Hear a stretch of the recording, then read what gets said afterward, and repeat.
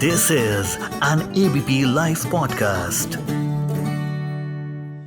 तो south Africa के Eswatini, जिसे स्वातिलैंड कहा जाता था, 2012 में यहाँ मिनी स्कर्ट बैन करने की काफी न्यूज वायरल हुई थी। नॉर्थ कोरिया में tight pants and skinny jeans, branded T shirt, leather trench coat, rip jeans ban करना, कुंवारी लड़कियों का लंबे बाल रखना बैन कर देना, ये सब खबरें भी समय समय पर सामने आई। सऊदी अरब में हेड स्कार्फ मैंडेटरी है। युगांडा में कहा जाता है कि स्ट्रिक्ट ड्रेसिंग रूल्स हैं और अगर घुटने से ऊपर स्कर्ट पहनी जाए तो अरेस्ट भी किया जा सकता है। वेस्ट इंडीज के सेंट लूसिया में कैमोफ्लेज प्रिंट नहीं पहन सकते। तो वैसे तमाम रूल्स है क्लोथिंग को लेकर दुनिया के काफी शहरों में, लेकिन क्या इंडिया में ड्रेसिंग स्टाइल को लेके कोई कानून है? आज इसी पे बात करेंगे। मैं मानसी हूँ आपके साथ एबीपी लाइव पॉडकास्ट पर लेकर के FII, जहाँ मेरे साथ में जुड़ चुकी हैं। मैं एडवोकेट सोनल सिंह गोदारा हूँ। मैं प्रैक्टिस करती हूँ Delhi high court, supreme court and all the district courts in Delhi. ABP live podcast के साथ जुड़ने के लिए आपका बहुत बहुत शुक्रिया। हाल ही में दिल्ली मेट्रो में रिदम शनाना नाम की एक लड़की, जिसने ब्रालेट टॉप पहना हुआ था और इसको लेकर सोशल मीडिया पर काफी बवाल मचा हुआ है। कोई इसे अभिव्यक्ति की आजादी, तो कोई मॉडर्निटी, तो कोई मोरालिटी, इन सब पे भी अपनी राय दे रहा है। ओपिनियन पे हम नहीं जाएंगे क्योंकि सभी की अपनी राय है। लड़की या लड़कों के कपड़ों को लेकर समय समय पर कुछ न कुछ देखने सुनने को मिलता रहता है, चाहे सेलेब्स ही क्यों ना हो, चाहे रणवीर सिंह या उर्फी जावेद ही क्यों ना हो।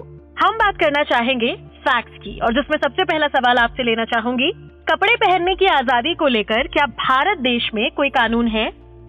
इसके रिगार्डिंग मैं ये कहना चाहूंगी कि कपड़ों से रिलेटेड कि कैसे पहनने चाहिए, कि स्कर्ट की कितनी लेंथ होनी चाहिए, कि तुम्हारी ब्रालेट दिख रही है कि नहीं, इससे रिलेटेड कोई लॉज नहीं है। बट देयर आर लॉज जो कि ऑब्ससीनिटी को बैन करते हैं, which is section 293 of IPC। और अब जब ऑब्ससीनिटी की बात आती है, ऑब्ससीन एक बहुत ही वाइड एम्बिट है इस वर्ड का, और इसकी इंटरप्रिटेशन भी बहुत ही वाइड है by Supreme Court also in various cases, specifically Ranveer Singh का जो कि 2014 में था। Regarding that also Supreme Court ने यही कहा है कि ऑब्ससीनिटी किस तरीके से लोगों को अफेक्ट कर रही है, वो जो पिक्चर खिंचा रहे हैं जिसको ऑब्ससीन बोला जा रहा है, वो किस तरीके का मैसेज कॉन्वे कर रही है, इन फैक्टर्स को मद्देनजर रखते हुए ही हम डिटरमाइन कर सकते हैं कि वो ऑब्ससीन है कि नहीं। बिकॉज जो ऑब्ससीन शायद आपके लिए है वो मेरे लिए नहीं है।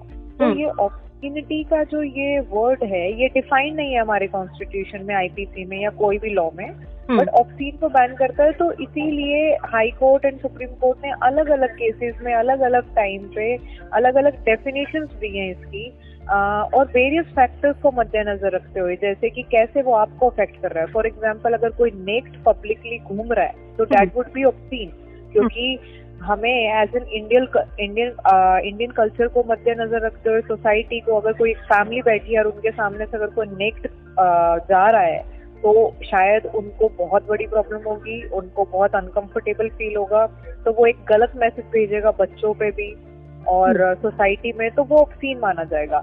When it comes to clothing, तो ये बहुत ही मुश्किल हो जाता है ये डिफाइन करना कि ऑब्ससीन है कि नहीं। किसी के लिए बिकनी ऑब्ससीन नहीं है, but at the same time अगर कोई ऑर्थोडॉक्स है, या फिर ये आप समझ लीजिए कि जिसने इतनी टाउन या मतलब जो एक स्मॉल टाउन से हैं, सिटीज में नहीं रह रहे हैं, मेट्रोपॉलिटन सिटीज में नहीं रह रहे हैं, उनके लिए ये समझना उन कपड़ों को वो थोड़ा मुश्किल हो जाता है। But at the same time कोई लॉज नहीं है जो कि कपड़ों से रिलेटेड ऑब्ससीनिटी को वो बोल सकते हैं। न्यूडिटी, ऑब्ससीनिटी, जहाँ पे तुम्हारे अगर कोई कपड़े ही नहीं पहन रहा है, that is more likely to be considered ऑब्ससीन।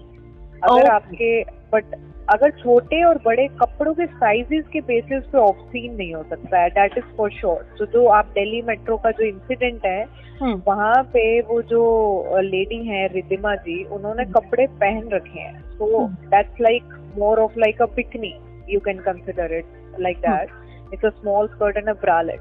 तो उसको ऑब्ससीन तो नहीं कहा जा सकता, वो ऑब्ससीनिटी के अंडर लॉ में नहीं आएगा। उसके अगर आता होता तो अब तक FIR रजिस्टर कर चुके होते, जो थोड़ा सा ऑर्थोडॉक्स सोचते हैं।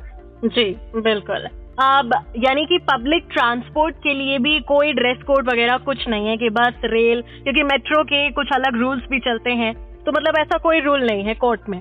नहीं madam, all over India dress coding से रिलेटेड कोई भी लॉ नहीं है और हो भी नहीं सकता, आई टेल यू दैट, क्योंकि वो बहुत डिस्क्रिमिनेटरी होगा, वो बहुत रिस्ट्रिक्टिव होगा जिस दिन हमारे देश में अगर ड्रेस कोड से रिलेटेड कोई भी तरीके का लॉज आ गए तो, क्योंकि वो फंडामेंटल राइट्स को रिस्ट्रिक्ट करेंगे इंडिविजुअल के, which is not possible and which should not happen at least in India.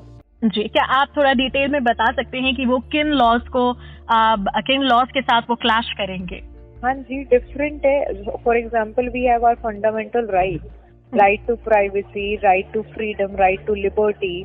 तो बेसिकली सबसे बड़ा राइट जो वायलेट करेगा अगर जैसे ड्रेस कोडिंग पे लॉज आ गए, so that would be right to personal liberty. So we have the liberty to wear whatever we want. We have the freedom to do whatever we want, but always in a restrictive sense, in the sense that कि it should not affect others. Reasonable limitations है, reasonable restrictions है, but उसमें ये नहीं आ सकता because अगर कोई छोटे कपड़े पहन रहा है एंड उससे किसी और पे फर्क नहीं पड़ सकता, but if they are not wearing anything and walking around naked, then it does. Then it does, and that's considered obscene, but not at all in regard to clothing, because India का इतना diverse culture है कि we see various kind of clothing, from burqa to short dresses, from denim to they have various emblems of different kind of clothing. तो इसको एक law में अगर हम जकड़ने भी लगे, अगर हम इसको लिमिट करने भी लगे, ऐसा कोई लॉ लेके भी आने का सोचा, तो वो भी पॉसिबल नहीं हो सकता, बिकॉज इंडिया का एक बहुत डाइवर्स कल्चर है।